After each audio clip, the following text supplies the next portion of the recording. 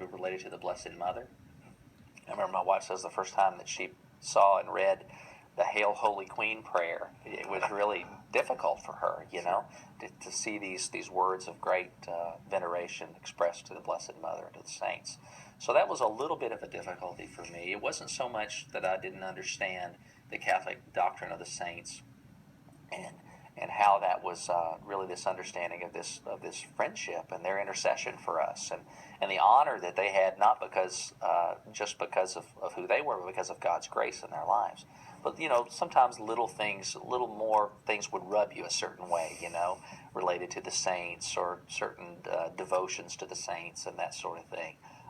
Those are maybe some of the more theological things on the whole. I would say certainly just the fears related to relationships, issues related to our children, especially our older kids, who we really turn their lives upside down, was certainly something that was a struggle to think, oh my goodness, are we totally destroying their lives, saying your parents have all of a sudden had this epiphany, and where does that leave you? And one of the really neat things with our oldest couple of children who were the most entrenched in the Methodist Church and in the youth group and loved it and most resistant, was to see how over the years our two oldest, Chelsea and Lizzie, have really come to embrace the faith. My daughter, 16-year-old, got to go to World Youth Day with Pope Benedict this past summer through the generosity of a benefactor, and it's just to see how God's grace has worked in their lives to come to embrace the faith.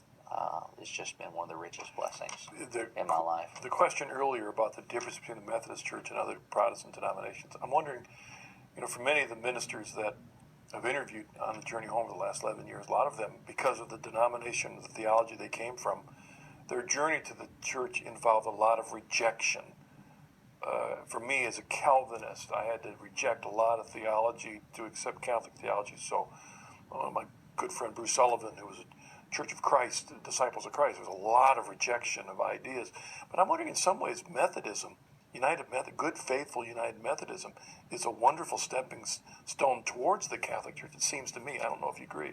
Methodists make great Catholic. and the reason I say that is because I wanted, and I've tried to say this so many times, I'm not sure I'm always convincing to many of my Methodist friends, is that to become Catholic was not a rejection of who I was. It was not to say everything I once believed was wrong, now I think I can worship Mary, in that sense. That's not what you were thinking. Exactly. In other words, what Catholicism is what I already believed in Methodism brought to even deeper fullness.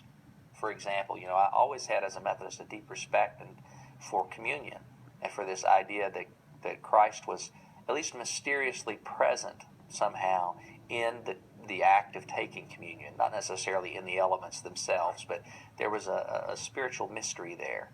Then to understand in Catholicism that he's really and truly present, body, blood, soul, and divinity in the Eucharist, is not a contradiction, it's a greater intensification.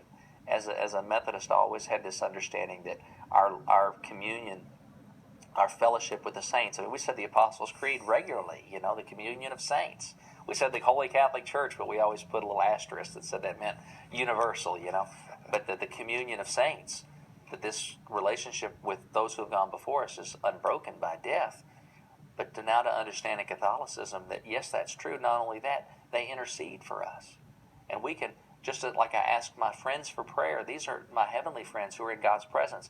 I can ask for their prayers, And so it's not a rejection of anything. It's an embracing of a greater fullness of it's even more than I had led my heart to believe. That's why I think my heart felt like it was going to burst. It was more than my heart can hold, really, the beauty of it. And there's even some possibility that Wesley himself was moving in a more Catholic direction because of the renewal he wanted to accomplish, but he was being fed by Catholic spirituality. So he was a daily communicant in the Church of England. He was heavily influenced by Catholic mystics and Catholic saints and his theology. Email comes from Mark in Maryland. Mr. Allen, I am 16 years old.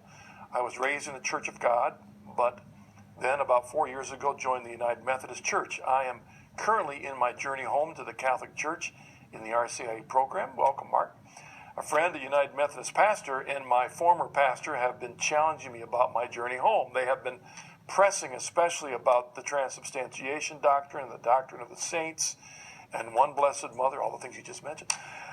How should I approach my friend and former pastor to try to explain my choice to journey into the church? How should I explain to them my newfound belief? Thank you, Mark, for your email. And our prayers are with you. Yes, Mark, our prayers are, because I know that can be a very daunting, and for a young man especially, I want to affirm your desire for the truth. I would say certainly with it's many of the things that I've already talked about in terms of that Catholicism is not a rejection of Methodist theology, but a bringing it really to a greater sense of fullness. You might look in John chapter 6, Jesus' very strong words about eating his flesh and drinking his blood. I remember a few years ago as a Methodist pastor preaching on that very passage, a sermon about communion, and the boldness of those words of Jesus and how they turned people away. This was before I was even Catholic. To see this sense of the offense of this idea, and yet how Jesus doesn't back away from what he claims about himself, that they are to consume his flesh and blood. You can also look in many of the early church fathers, Justin Martyr, and some of his work, and begin to see Irenaeus, this sense of this belief in Christ's presence in the Eucharist from the very early centuries of the church. This wasn't some new development, but very early in the history of the church. The devotion to the saints also traces back. That was the thing that surprised me the most, were how many of these doctrines that I thought were just these peculiar Catholic doctrines actually trace back to some of the earliest centuries of the church, to the people who were the disciples of the original disciples, or 2 generations removed. And to think, when you look at these early church fathers and in their writings, they're not Protestants. They're Catholics, very much in their view. So Mark, blessings on you as you continue this journey. Now, I need to find many things through just the touch of a mouse clicker, through the internet, just abundance of resources to help you. That's right. We've got 2 minutes left. Let's assume as a United Methodist brother or sister watching the program right now, what would you like to say to them to encourage them to make the same journey home you've made? I would say, as I said earlier, I love the United Methodist Church. I think the United Methodist Church did great things for me in shaping me. Embrace an even deeper truth.